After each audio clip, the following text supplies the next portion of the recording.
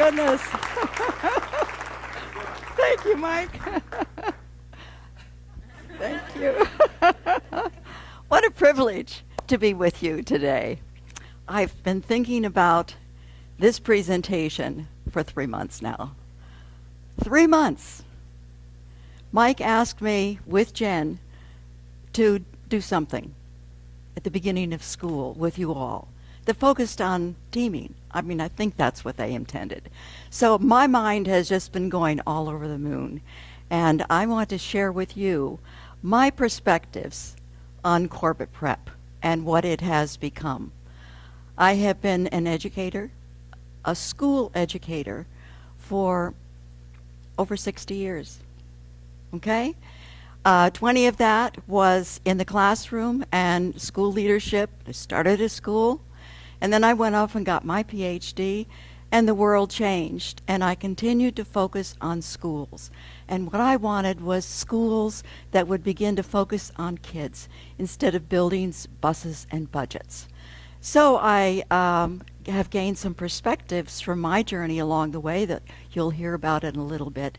But I want to say up front, you are the best that I have ever seen in wandering around the world, and I've done a lot of that. The best that I have ever seen in a school working together, not only as teams, but a bunch of teams that work together around a common focus and working as one community. So this starts off with a big celebration. Let's all give it. Okay. All right. Here we have some magic that happened at the end of the year and during the summer. What kind of a school is it that generates the possibility of 3 groups of kids going off to an international competition and earning something? The Odyssey of the Mind group went off and they won first place and a second place. And the robotics team went off and they won a place in an international conference as well. And then Noah went off to Scotland and won a place in an international conference as well. Well, one of the clues that I have is that we start them off at 3 years old. When I saw Michael LeBlanc helping the kids stand up in front of their parents and grandparents and friends, telling the world about the stories they knew and what they thought about things, I thought, my God, this is how you get kids ready to make their presence known to the world, that they have something to say. So I've been thinking a lot about your magic, and I've been thinking about, well, what is magic?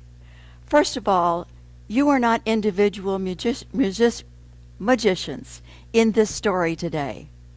The organization called Corbett Prep is an organization that, out of the ordinary, generates extraordinary. Isn't that marvelous? And it takes all of you, not just some of you, but every one of you to help bring that about. And so here's a working definition for today, at least, of magic. It's the edge of possibility.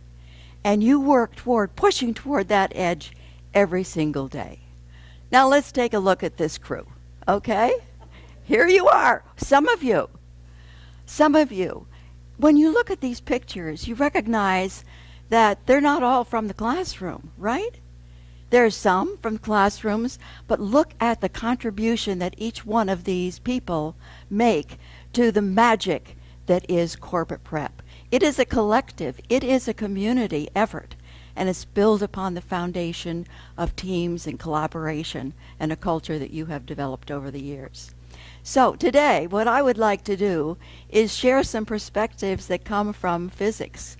Now, this may scare some of you to death by the mention of going to physics, but in physics is a core idea that is what you are all about. And if you know that it comes from physics, which is how the universe works, you might have a personal edge in being able to act on that premise.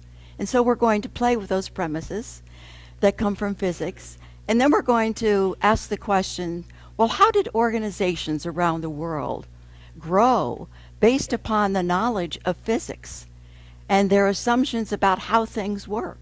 Well, some are still using the old ways, some are using the new ways, and some are breaking all the barriers, like you. Then I wanted to share with you a couple of ideas that I have learned from our PhD students in the current trends in quality management, which may help you to sharpen your thinking. So it's all about thinking now today about what your craft is and your contribution to the magic of Corbett Prep. So let's first of all go to some physics, basic physics. Sir Isaac Newton in the 1600s decided to pull together all the known ideas that physicists had generated over the centuries and came up with the idea basically that the universe is fixed and it runs like a machine. And if anything changes, it's because somebody changed it or something changed it. It's a machine. If it's broken, you fix it. Time is fixed. Okay, it takes 9 months to learn this curriculum, takes a year and a half to learn that curriculum. Space is also, we need this amount of space to perform this. You violate that rule all the time because this guy, Alexander von Humboldt, in the 1700s decided to roam around the world and check out this assumption that the universe is fixed and it's like a machine. And he wandered the plateaus, the bottom of the sea, the heights of the mountains, all over the world, and brought back samples of what he learned to what is now called the Humboldt Berlin University, and his museum is one of the greatest in the world, to establish that the universe, the earth in the universe, is a living system. And so the physicists began playing with that idea. And along came a bunch of people around the turn of the century. And then there was this guy, Albert Einstein, who was a postal clerk. He couldn't get into a PhD program. And finally, he kept on with his ideas of sharing them with a physicist. And eventually he was accepted. But he couldn't get a job as a professor until he won a Nobel Prize. And eventually, over time, it became known as quantum physics in the early 1900s. And the Earth, the universe, he established quantitatively, is a living system. It's not fixed. It's not a machine. And time and space, you work based on this one all the time. It's bent. It's one concept, time, space. It's bent because of gravity. Now, you may not know how that works, but anytime somebody gets upset because you pull the kids out of their class to go off and prepare for another performance, some people say, oh, well, we'll adjust, we'll fix it. But some newer ones may not know how to deal with that because they're still in the time is fixed mode. But knowing this can sharpen your thinking about pulling kids and moving them around because time and space are bent. That means they're not fixed in any way. All right, so let's go on and see what we can learn about quantum physics. A quantum is a unit of energy.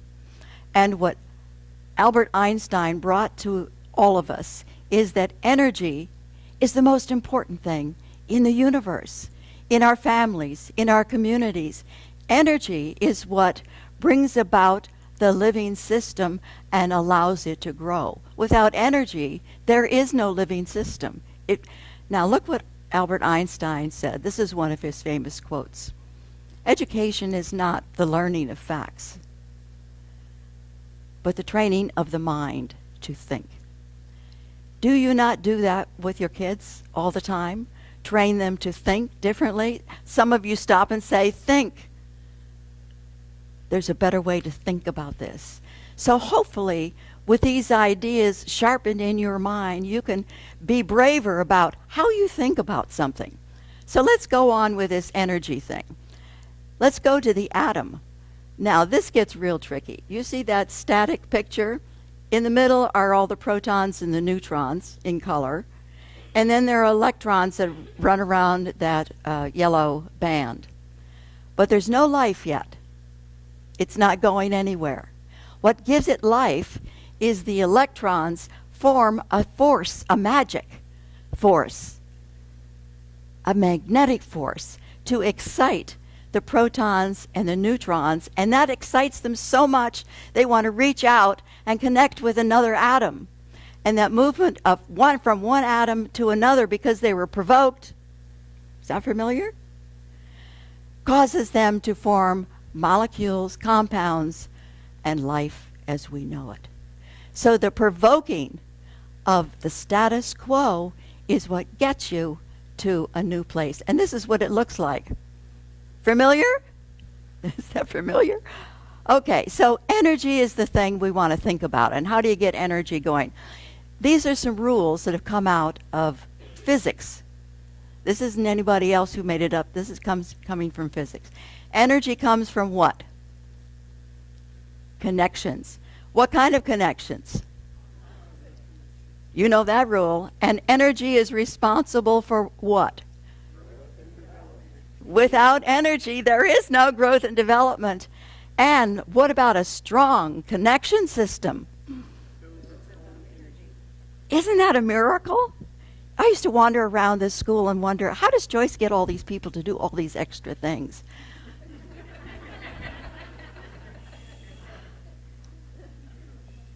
She didn't do it at all. She gave permission for you to do what you do. And because you were involved and engaged, you did and continue to do now bigger and better than ever. Okay, so here we are, little magic kingdom. All right. So the physicists decided, they first thought that equilibrium, when things are moving just a little bit, that's a good thing.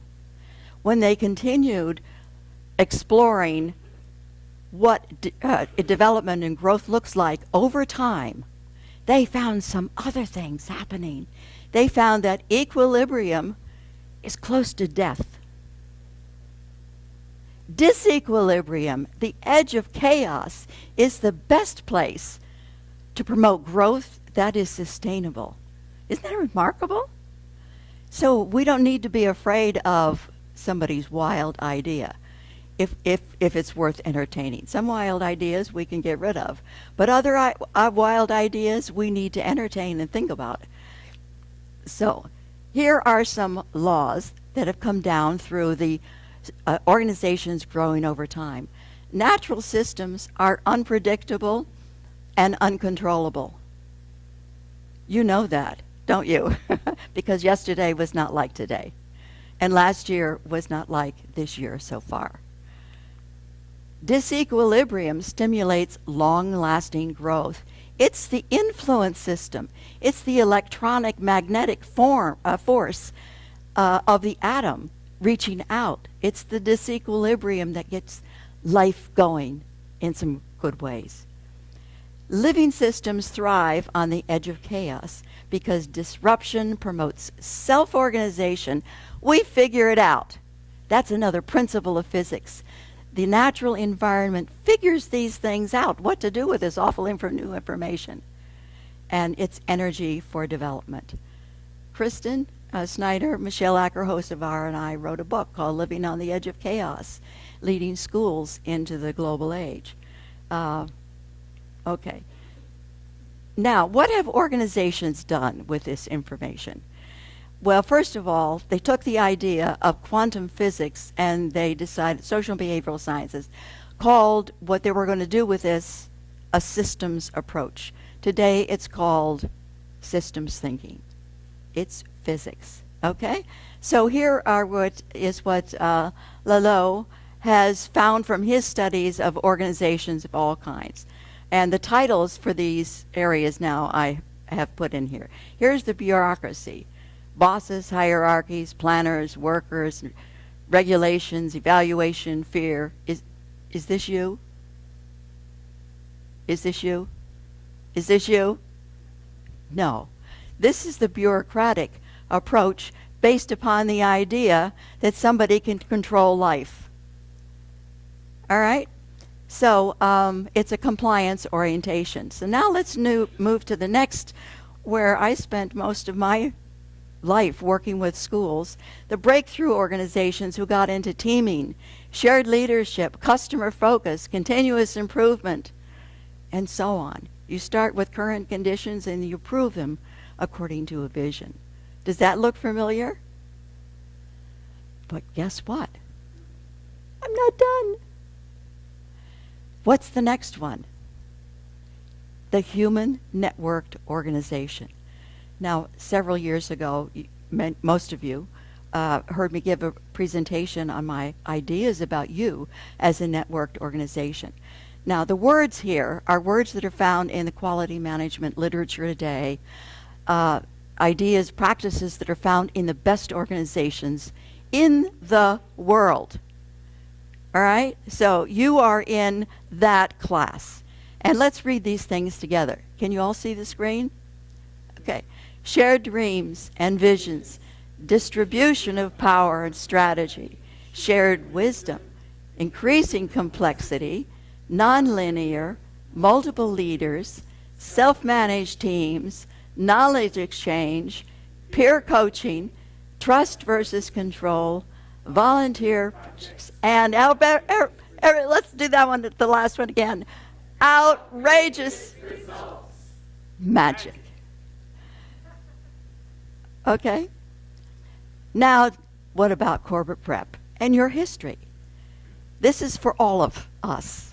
This is the history in relation to magic. Okay? So, this is Corbett Prep as a living system.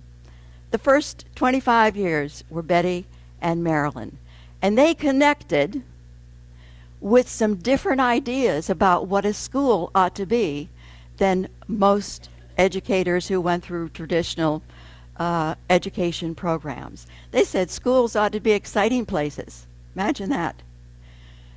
Every child is gifted, which prompted the training of many of you in gifted education. And let kids grow naturally. Now, these photographs are taken just a few last year or the year before. Do you think they would be happy with what's going on at Corbett Prep? Yes? This is called connection magic. Let's say it all together. Connection magic. Okay, let's go on to the next 25. Dr. Joyce Swarsman, who is the head of SCAT, a teacher training program at USF, that she brought skills for which she brought to Corbett Prep. And they're the skills that you all know and have been trained in year after year from the MORE approach, the communication skills, teacher presence, problem-solving skills, positive environment, dignity and respect, and a child-centered vision. This is just my condensation, which is barbaric in a sense. But she also asked that you teach the children these same communication skills and sense of self. But she brought something else that you have lived with for 25 years, at least more than 25 years now, that many of you may not know about, and I want to share that with you. Joyce and my late husband, Bob Anderson, and I hung around together at USF, and we worked with the school districts in this area together, Joyce with teachers and Bob and I with administrators. And this is what Joyce brought to Corbett Prep from our work. Cornerstones of how people work. Team teaching, multi-age student grouping, school administration in relation to all that.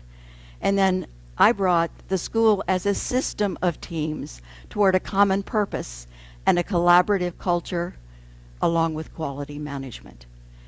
Now I'd like to unpack that for a little bit in the next 2 slides, okay? First we're going to meet,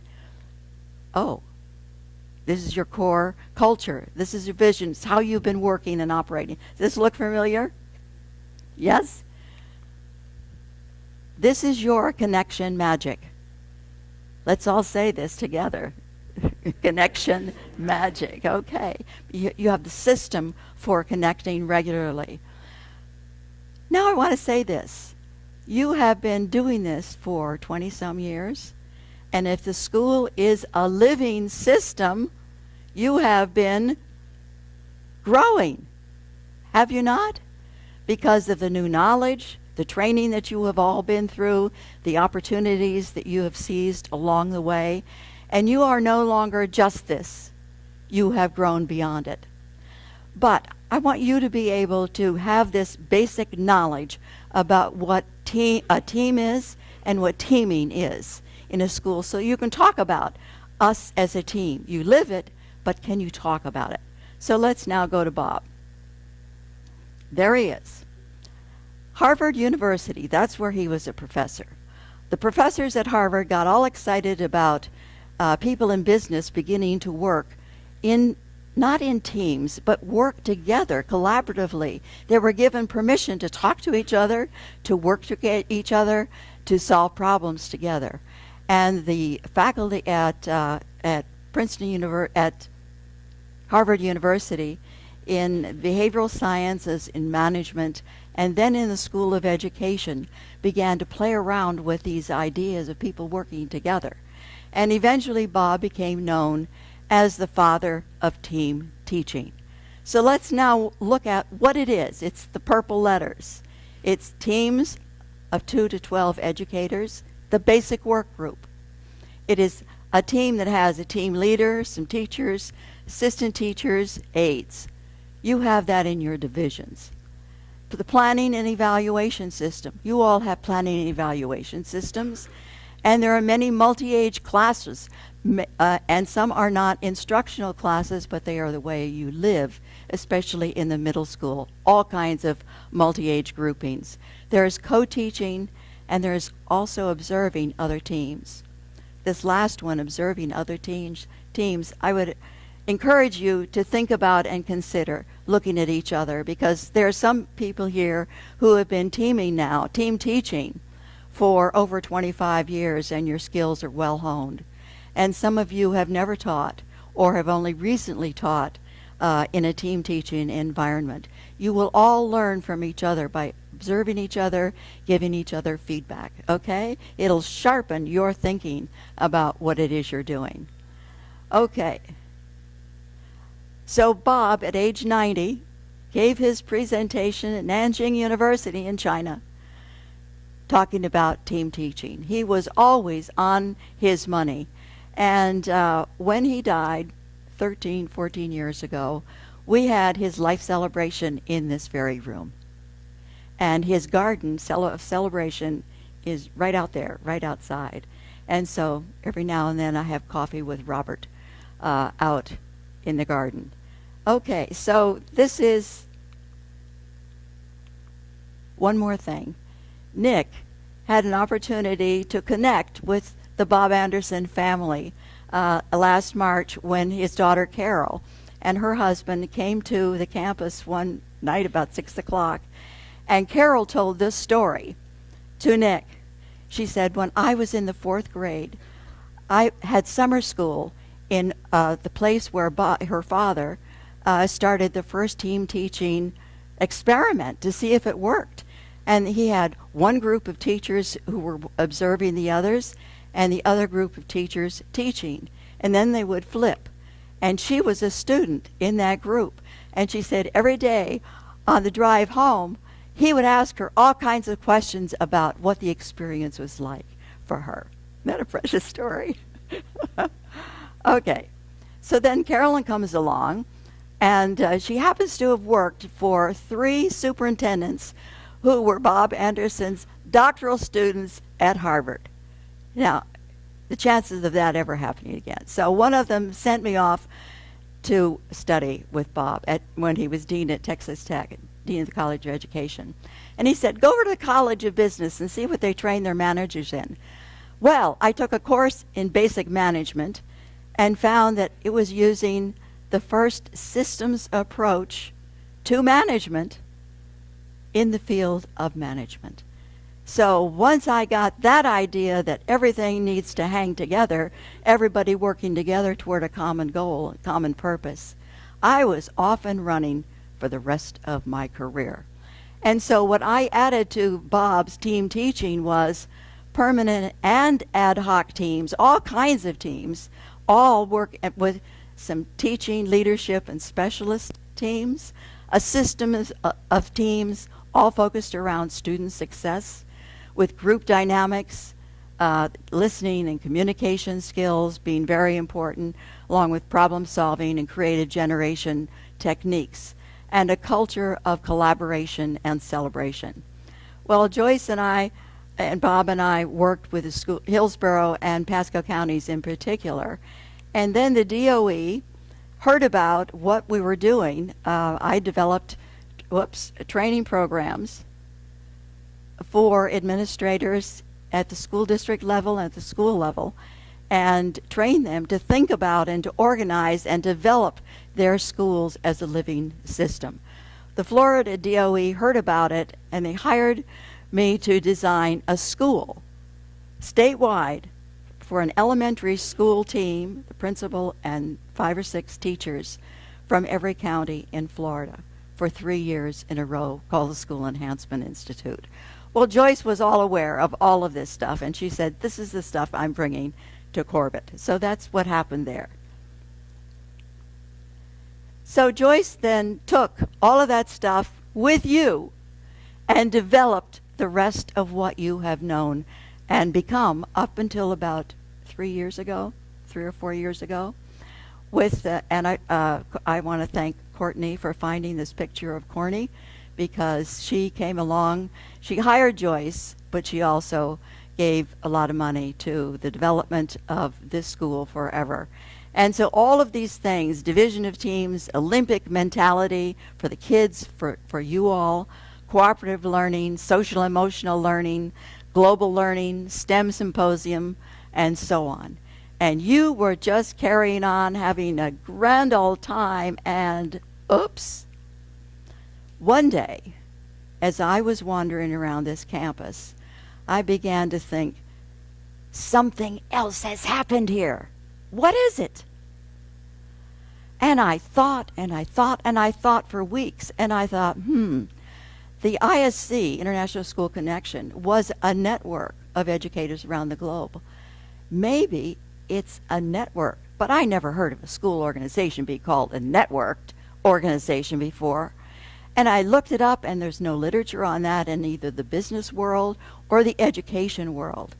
But I went to my books on the networked organization and found that it met the very criteria. And so now I want you to learn 3 words. 3 words, okay? Here's Joyce inviting me finally, after giving a presentation to the board, and they liked it, to give a presentation to you all. You may remember it. We're going to look at the first 3. We're going to look at the structure of the network. And the first word is hubs, which are the academic divisions, I think, and the lower and upper primary, intermediate, and middle school. How many of you are a member of a hub? Okay. And then we have clusters, which are the secondary teams, which are the fine arts, athletics, foreign language, technology, administration, I think. I'm not sure if that goes in primary or secondary. How many of you are members of clusters? Okay. Now you see there's one more, right? Does anybody remember what this is? It's a link. A link is what makes a network a network. It's what enables everything to connect in some unplanned, unstructured, and undefined ways. And so these are the musicals, I think, partnerships, STEM, well-being, and so on. And the people who are responsible for links now also probably work in hubs and clusters. So how many of you are a link to the rest of the school? Look at that. Look around. Look at that. That's powerful. That's what makes this a network. Isn't that extraordinary? This is what? Connection magic. Connection magic. And you do it better than most. In fact, this is what we know now from physics about networks. Networks have been around since the dawn of human history as the primary way that people organized. But it has only been referred to or studied as a science since 1960 with the so many degrees of freedom. Here's one idea. A network is a living, growing system. Hello? We know that, right? Because look what happened this year. the network has grown in its complexity, right? A network is the primary organization in natural systems. And the more complex it is, the stronger it is. The more complex, the stronger it becomes, and the more resilient, adaptive, and creative. So we don't need to fear this. We need to celebrate growing complexity of our network, and the more resistant we are to external forces. Well, along came Nick, right? From the heavens, right? Right? It's coming. It's coming. Well, I want to tell you about the board. Little secret from the board. Joyce recommended one person, and it was Nick. She said, he's the one to carry on this magic. And the board, contrary to every other board in human history, decided to go with the recommendation of the current headmaster or principal. All right? No interviews of people from far and wide. They wanted somebody that would carry forth and grow this system. And so Nick came along, and we all liked him a whole lot and decided it's a go. And so we came along, and guess what?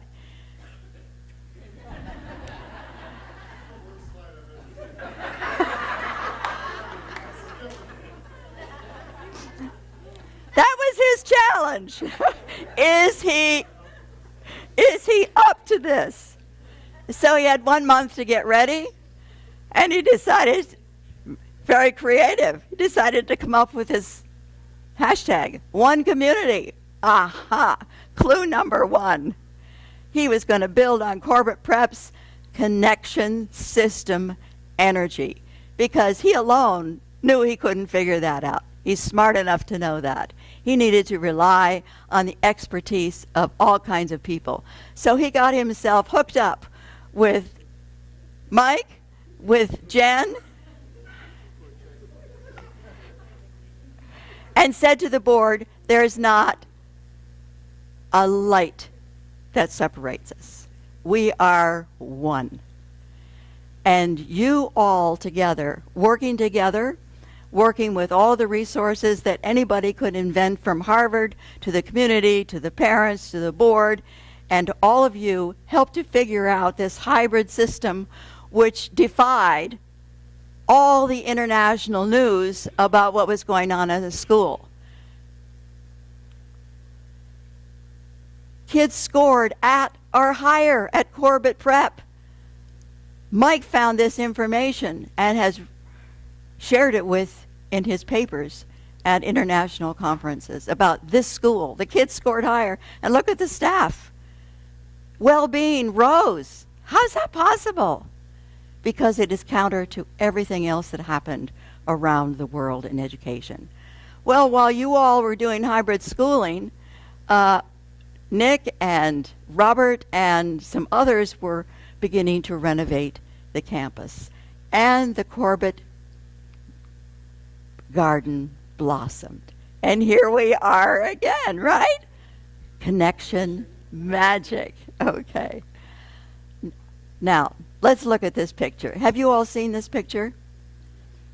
This picture was taken when this leadership team in August was down at Delray Beach. Is that it? Delray Beach. Now look at these people. Most of them have been here more than a decade. Some more than 2. Do they look like they're worn out and exhausted and just going to pass out? Do they? This is the self-generizing organization, self-renewing organization. They're revved up and ready to go. And everybody better be paying attention and ready to go too, because this leadership team is really ready. So here you are, a network school for a global age of living.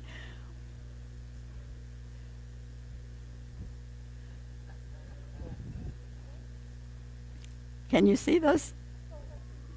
Isn't this marvelous? The taste of life at Corbett around the world.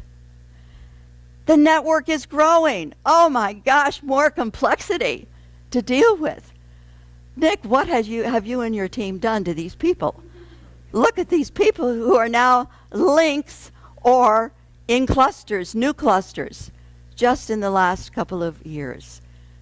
And so they are enhancing the edge of possibility. Okay. So does this look like a school to you? It looks like Corbett Prep, doesn't it? And it is you. Teach kids about it. Connection magic. Now I have a little story to tell you. I have shared most of this, or much of this presentation with my adopted grandchildren from my neighborhood who are all Corbett Prep children.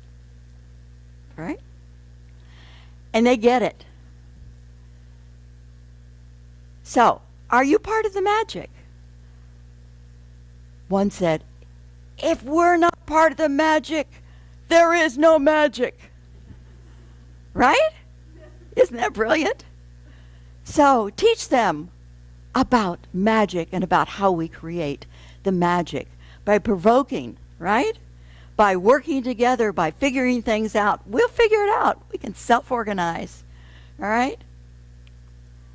And here are a couple of little ideas that I pulled from the recent literatures. Here's more food for your garden. I want to embarrass Mr. T a little bit. This is one of those moments of magic, is it not? What happened to the Newsies group? Not only are these kids actors, and they acted on this stage, but they had to go off to the convention center, I think it was, in Orlando, and perform in front of a couple of thousands of people. And not only are they actors, but they are also the stagehands. So while they're thinking and acting about their acting, they're thinking and acting about the next move. Where does the furniture go next? And then there's Rory Fitzgerald, who was in charge of lighting. How does she go from lighting for this room to lighting for a convention center? Well, Mr. T says she's got some real talent for that. And so he's working with her on developing a portfolio so that she can get into Blake High School. Isn't that part of the magic of Corbett Prep? But look at what the top line says. One of the basic rules and laws of physics of this kind of organization is that there needs to be a climate of respect and trust. You know that Mr. T trusted those kids to pull this off, this miracle. And the kids knew how to trust each other, that they would figure it out, and they did. And when Nick shared with the board this moment, when the administrators went to watch this marvel in Orlando, they said it was a moment of wonder. How did this happen? This didn't happen because all of a sudden Mr. T got to work with these kids. These are Corbett kids who started at 3 years old in front of a microphone and had all the amazing experiences that were provided for them along the way. Okay? Energy comes from connections of all kinds, not just with people, but also from connecting with the goals of the organization, to the one community idea, we all belong together, but also to dreams. And here is Ella, who in 6th grade last year decided she wanted a PhD from Harvard. So her parents, at the end of the school year, took her and her brother off to Boston to visit Harvard and MIT, and she decided Harvard really is the place I want to go.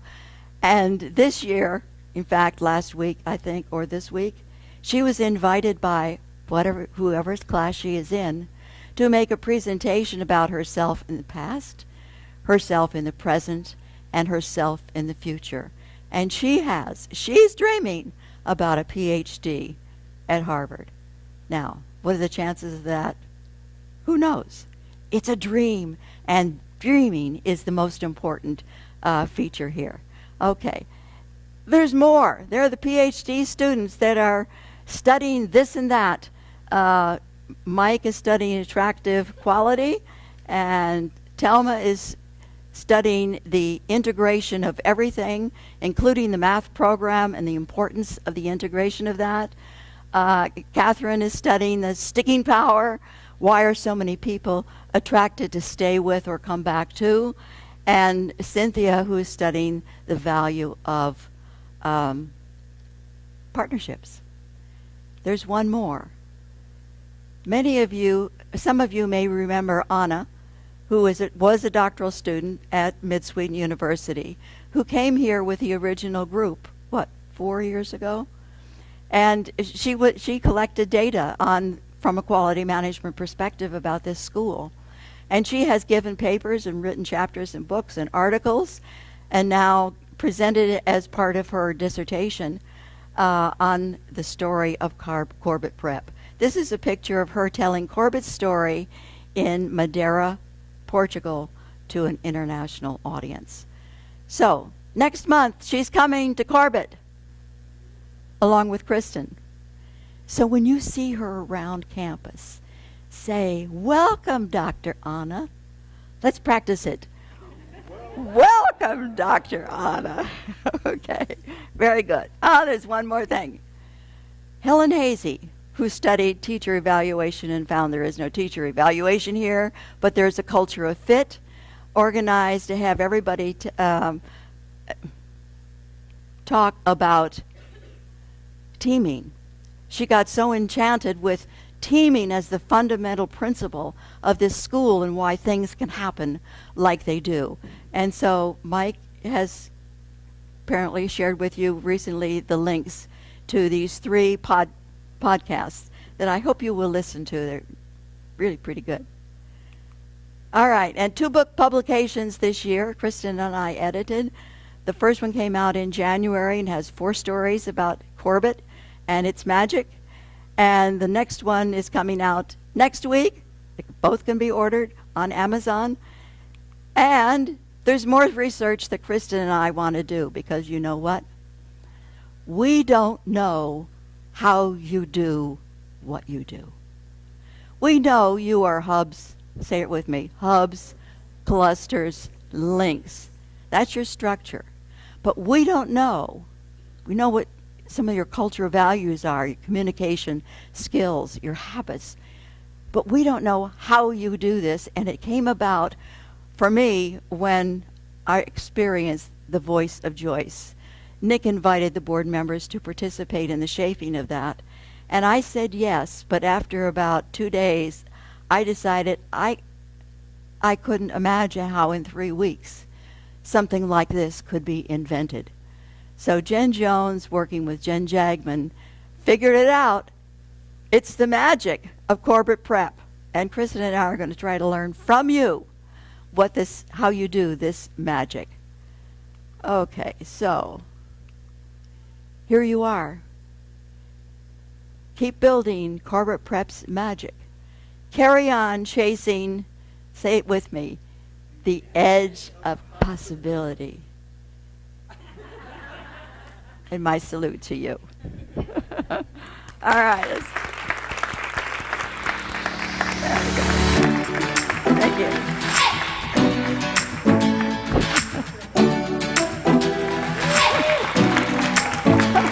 Thank you very much.